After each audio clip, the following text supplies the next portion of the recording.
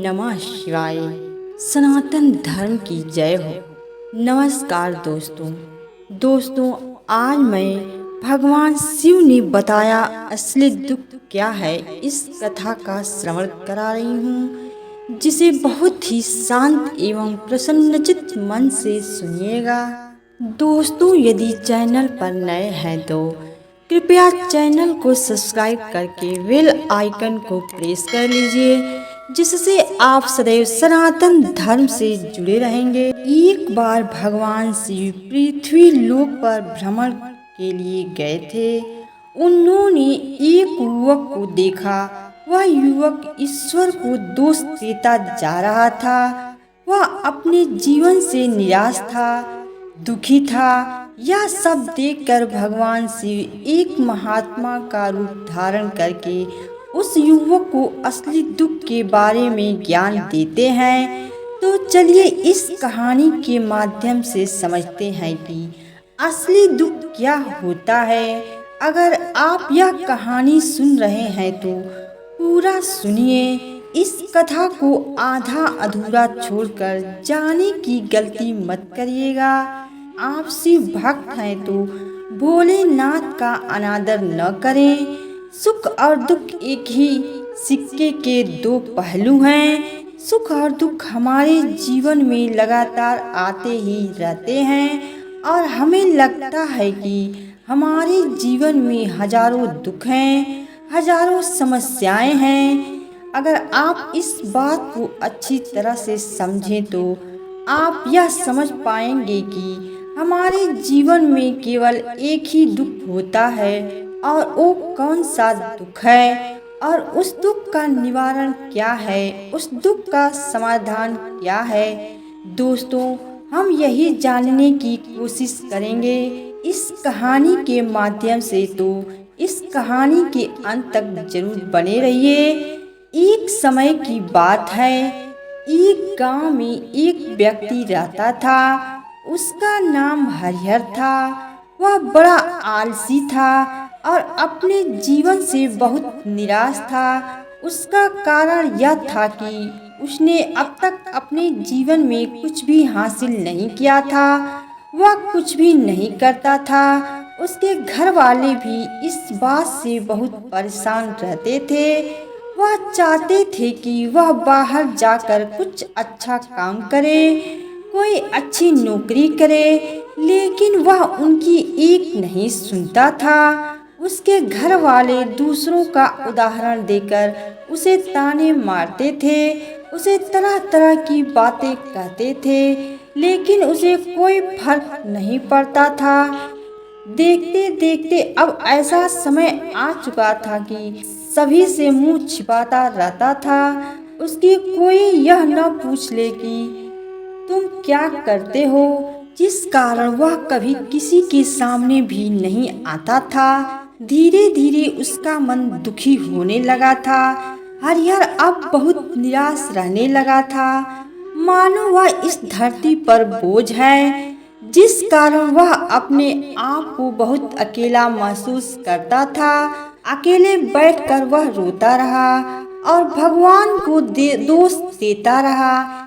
एक दिन छुपता छुपाता हुआ घर से निकलकर कहीं जा रहा था। तभी उसने रास्ते में देखा कि एक महात्मा लोगों को प्रवचन दे रहे हैं और प्रवचन में वह दुख की बातें कह रहे हैं। हरिहर अपना मुंह छिपाकर वहीं पर खड़ा हो गया ताकि उसे कोई देख ना ले, और चुपचाप उन महात्मा जी की बातें सुन रहा था। महात्मा जी सभी को प्रवचन में कह रहे थे कि दुख हमारा सबसे बड़ा साथी है। हमें दुख अपने जीवन के बारे में समझाता है और हमें सही जीने का तरीका बताता है। यह हमारे गुरु की तरह है, जिससे हमें सीखना चाहिए। आप चाहें तो अपने जीवन में अपने दुखों को अपना गुरु बना सकते हैं और उससे सीख सकते हैं, या फिर आप चाहें तो अपने दुखों पर बैठकर रो सकते हैं, लेकिन इससे आपको कोई लाभ नहीं मिलेगा, बल्कि आप दिन व दिन और कमजोर होते जाएंगे। निराश होते जाएंगे। हरिहर छुप छुप कर उन महात्मा जी की बातें सुन रहा था। जैसे ही उपदेश खत्म हुआ, हरिहर उन महात्मा जी के पास पहुंचा और कहने लगा, हे महात्मा, अभी आप कुछ देर पहले दुख को गुरु बता रहे थे।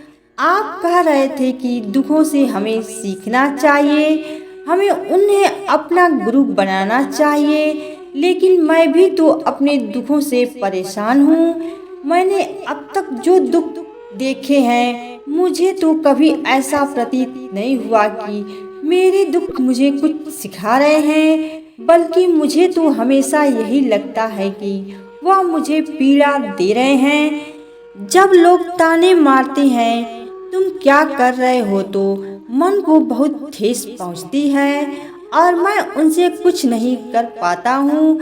हरिहर की बातों को सुनकर महात्मा जी कहते हैं, बेटा, तुम्हें क्या दुख है और तुम दुख के बारे में ऐसी बातें क्यों कर रहे हो? हरिहर ने अपने ऊपर बीती हुई सारी बातें उन महात्मा जी को बता दी और कहने लगा, हे महात्मा, क्या आपके पास मेरे दुख का कोई समाधान है? हरिहर की बातें सुनकर महात्मा जी मुस्कुराए और कहने लगे, बेटा, जब तुम्हारे जीवन में असली दुख आए तो तुम मेरे पास आना, मैं तुम्हारे दुख का समाधान अवश्य बताऊंगा। उन महात्मा जी की बातें सुनकर हरिहर अचरज में पड़ गया। उसने जो अब तक पीड़ा झेली, लोगों के ताने सहे हैं और जो तकलीफें उठाई हैं, क्या वह असली दुख नहीं है? आगे वह मन ही मन अपने आप से कहता है कि जब मुझे मेरे अपने नहीं समझ पाए तो यह महात्मा जी मुझे क्या समझेंगे?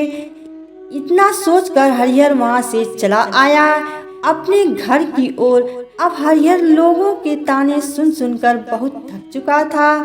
वह बहुत निराश हो चुका था, जिस कारण उसने निर्णय लिया कि वह अब कुछ करके दिखाएगा। उसने अपने पिता से थोड़ा सा रुपया लिया और उस रुपये से उसने एक व्यापार शुरू किया। उसके पिता बहुत खुश थे कि कम से कम मेरा बेटा कुछ करने का प्रयास तो कर रहा है, लेकिन उसे व्यापार में कोई सफलता नहीं मिल रही थी, जिस कारण वह बहुत ही हताश हो चुका था। हरिहर को यह समझ नहीं आ रहा था कि वह क्या करे, किस तरह से अपने व्यापार को आगे बढ़ाए। तभी उसके पिता ने उससे कहा, बेटा, कोई बात नहीं, इसी तरह से प्रयास करते रहो, आज नहीं तो कल सफलता अवश्य मिलेगी। हरिहर ने अपने पिता की बात मानी। हरिहर अब अपने व्यापार में और भी कड़ी मेहनत करने लगा। धीरे धीरे उसे सफलता मिलने लगी और फिर उसने रफ्तार पकड़ ली। देखते ही देखते केवल 2 साल के अंदर वह एक बहुत बड़ा व्यापारी बन गया। अब उसके पास धन दौलत की कोई कमी नहीं थी। जो लोग हरिहर को पहले नापसंद किया करते थे, अब उसे पसंद करते थे, उसकी चिंता करते थे, उसके कार्यों की सराहना करते थे। उसके माता पिता भी अब अपने बेटे से बहुत खुश थे। कुछ मित्रों ने उसे यह भी सलाह दी कि उसे अपना व्यापार और तेजी से बढ़ाना चाहिए, उसे अपने व्यापार को और फैलाना चाहिए। वहीं पर तुम सोचो कि जब तुम इस राज्य के सबसे बड़े व्यापारी बन जाओगे, तब तुम्हारे यहाँ पर लोगों की भीड़ लग जाएंगी। लोग तुमसे मिलने के लिए समय निकालेंगे, यहाँ तक कि इस राज्य का राजा भी तुमसे मिलना चाहेगा, तुम्हारी तारीफ करेगा और यदि कभी ऐसी जरूरत आ पड़ी तो वह तुमसे धन भी उधार लेने के लिए अवश्य आएगा। हरिहर को अपने दोस्तों की यह बात बहुत पसंद आई। हरिहर ने सोचा कि मेरे मित्र सही कह रहे हैं, मुझे अपने व्यापार को और बड़ा करना चाहिए और फैलाना चाहिए, तभी तो हर कोई मेरे बारे में जान सकेगा, हर कोई मुझे पहचान सकेगा। उसने बिना देरी किए अपने समय को बिना गंवाए अपने व्यापार में और मेहनत करने लगा। लेकिन अब की बार उसके मन में धैर्य नहीं था, जिस कारण उसने कुछ अनुचित कदम उठाए ताकि उसका व्यापार जल्दी से जल्दी और बड़ा हो जाए। उसने कई लोगों से अधिक मात्रा में धन उधार ले लिया, जिससे उसके ऊपर काफी कर्ज बढ़ चुका था। और इतना ही नहीं, वह वहां पर नहीं रुका। उसने अधिक से अधिक मुनाफा कमाने के चक्कर में अपने माल की गुणवत्ता को भी खराब कर दिया, जिससे अब उसके माल में वह बात नहीं रह गई थी जो पहले हुआ करती थी। लेकिन वह अपने मित्रों की बात सुनता रहा। जैसा उसके मित्र कहते थे वह वैसा ही करता चला जा रहा था, यहाँ तक कि उसने अपने व्यापार को और भी तीव्रता से बढ़ाने के लिए अपने दूसरे छोटे व्यापारियों के खिलाफ षड्यंत्र भी रचना शुरू कर दिया, जिस कारण उसके मन में अब पहले जैसा वह सुकून नहीं था। उसे अब रातों की नींद नहीं आती थी। अब उसके मन में केवल एक ही विचार रहता, किस तरह से उसका व्यापार पूरे राज्य में फैल जाएगा, वह इस राज्य का सबसे बड़ा व्यापारी बन जाएगा। जिस कारण वह दिन रात केवल इसी मेहनत में लगा रहता था कि उसका व्यापार जल्दी से जल्दी और बड़ा हो जाए। हरिहर के पास नौकर चाकर सभी सुख सुविधाएं थी, लेकिन उसके बावजूद भी उन चीजों का लाभ नहीं उठा पा रहा था, क्योंकि उसका पूरा ध्यान केवल अपने व्यापार की ओर उन्नति पर ले जाना था। एक दिन हरिहर एक मार्ग से होकर गुजर रहा था। तभी रास्ते में हरिहर को उन महात्मा का आश्रम दिखाई पड़ा। यह देखकर उन महात्मा जी के पास गया और उनसे कहने लगा, हे महात्मा जी, आपने कहा था कि जब मेरे जीवन में कोई असली दुख आए तब मैं आपके पास आऊं। इस कारण मैं यहाँ आया हूँ। आज मैं बहुत दुखी हूँ। मैं रातों को सो नहीं पाता। मेरे पास सब कुछ होते हुए भी मैं उनका लुत्फ नहीं उठा पाता। उसने अपनी सारी बातें महात्मा जी को बताई। महात्मा जी हरिहर से कहते हैं, बेटा, जब तुम पहली बार आए थे तब भी तुम बहुत दुखी थे, लेकिन तब तुमने अपने दुख से क्या सीखा? महात्मा जी की बातें सुनकर हरिहर बोला, हे महात्मा, जब मैं अपने जीवन में कुछ नहीं कर पा रहा था तब मैंने अपने दुखों से यही सीखा कि केवल सोचने मात्र से कुछ नहीं होगा। उसके लिए हमें कुछ करना भी पड़ेगा, और केवल कोई कर्म करना ही सफलता नहीं है। उसे कर्म को उसके अंजाम तक पहुंचाना हमें सफल बनाता है। फिर चाहे रास्ता कैसा भी हो, फिर चाहे परिस्थितियां कैसी भी हो, तब भी हौसला बनाए रखो, उम्मीद ना छोड़ो और अपने कार्य पर डटे रहो। जबकि बाकी लोग केवल सफल लोगों को महत्व देते हैं, उनके कर्मों को नहीं। हरिहर की यह सारी बातें सुनकर वह महात्मा जी कहने लगे, बेटा, जब तुम्हारे जीवन में असली दुख आए तब तुम मेरे पास आना। मैं तुम्हारी समस्या का समाधान अवश्य करूँगा। इतना कहकर महात्मा जी वहां से चले गए। हरिहर फिर से उनकी ये बातें सुनकर आश्चर्यचकित रह गया। उसे अभी यह समझ नहीं आ रहा था कि उसने जो तकलीफें अभी तक जो सही है, क्या ये असली दुख नहीं है? हरिहर के मन में अब एक सवाल उत्पन्न होने लगा कि असली दुख क्या है और इसकी पहचान क्या है, और मुझे कैसे पता चलेगा कि इस समय असली दुख में हूँ। लेकिन उसके कुछ नहीं कहा।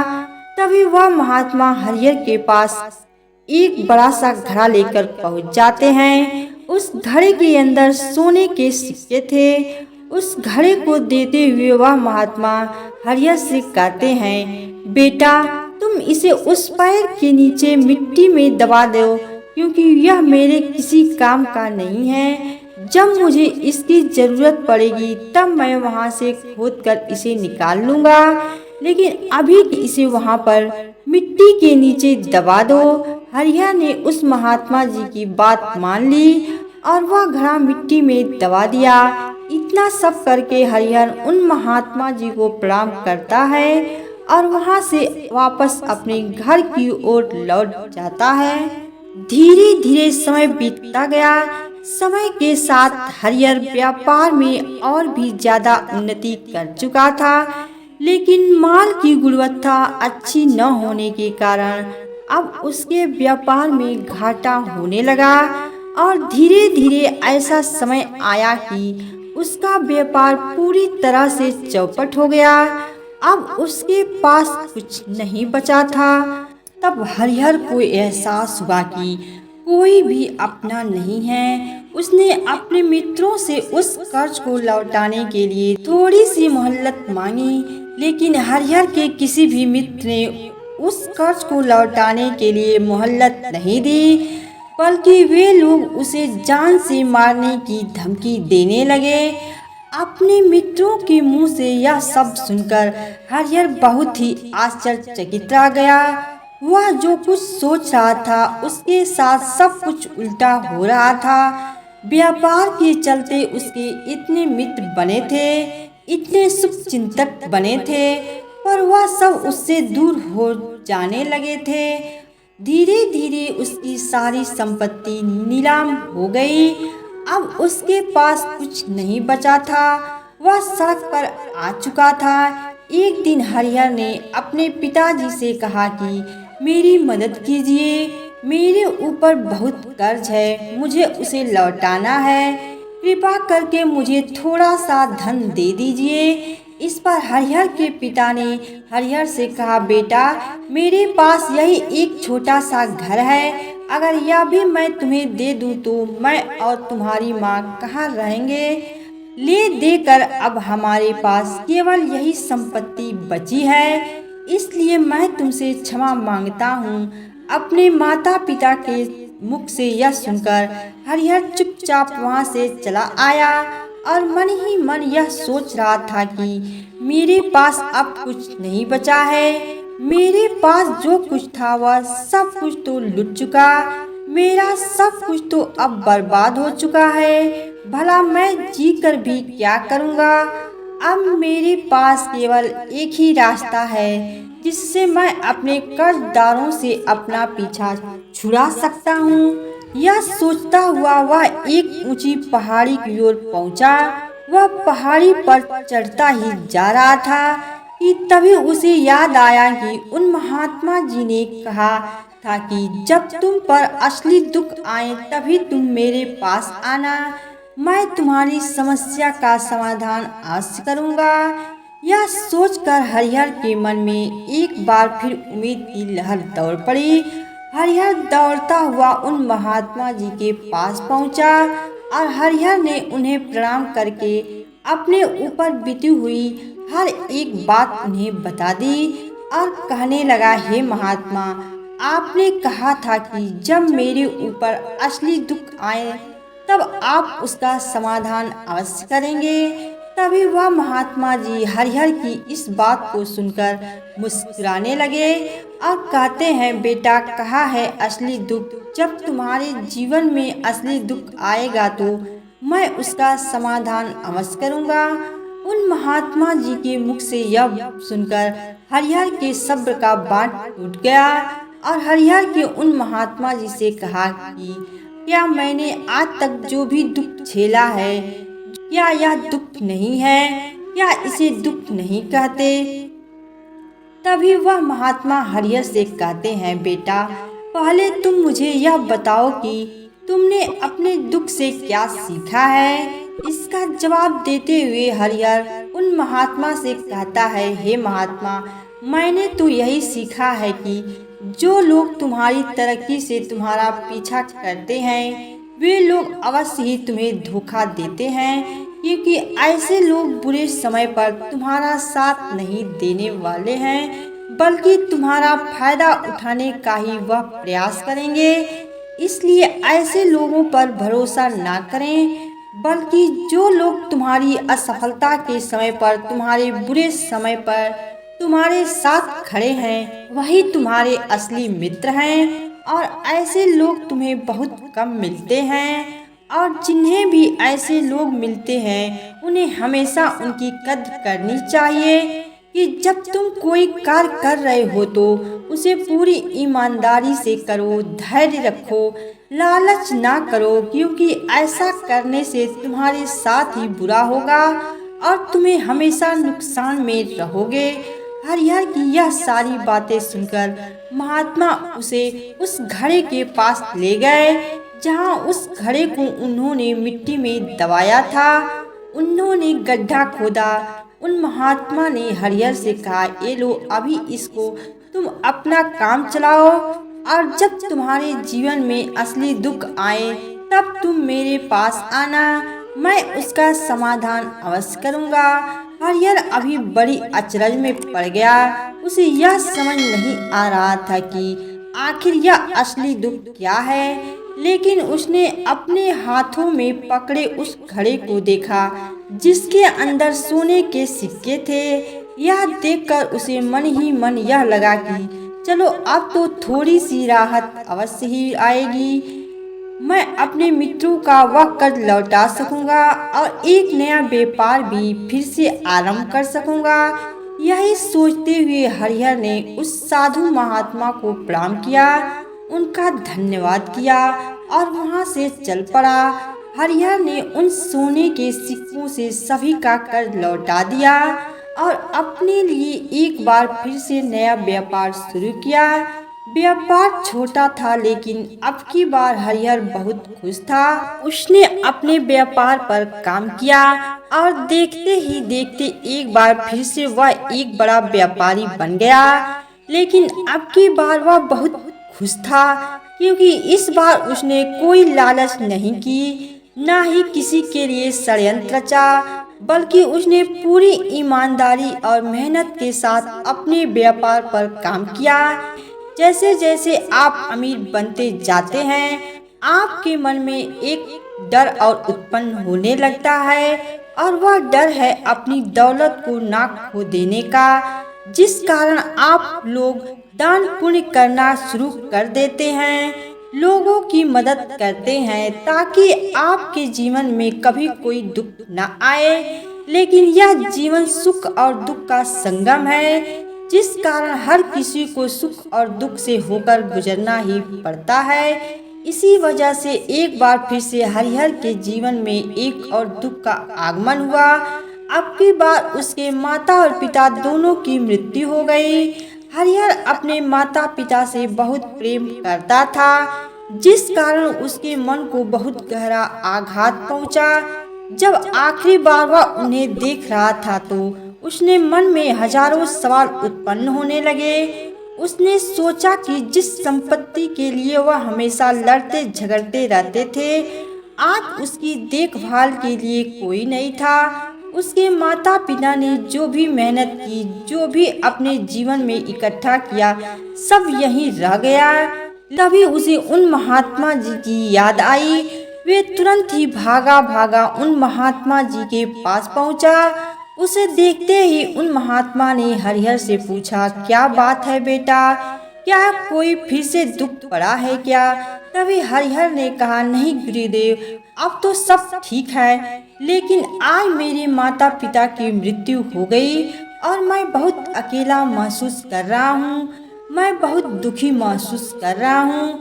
महात्मा हरिहर से कहते हैं, बेटा, इसमें दुखी होने वाली क्या बात है? यह तो जीवन है, यहाँ पर कोई भी रहने नहीं आया और ना ही कोई रहेगा।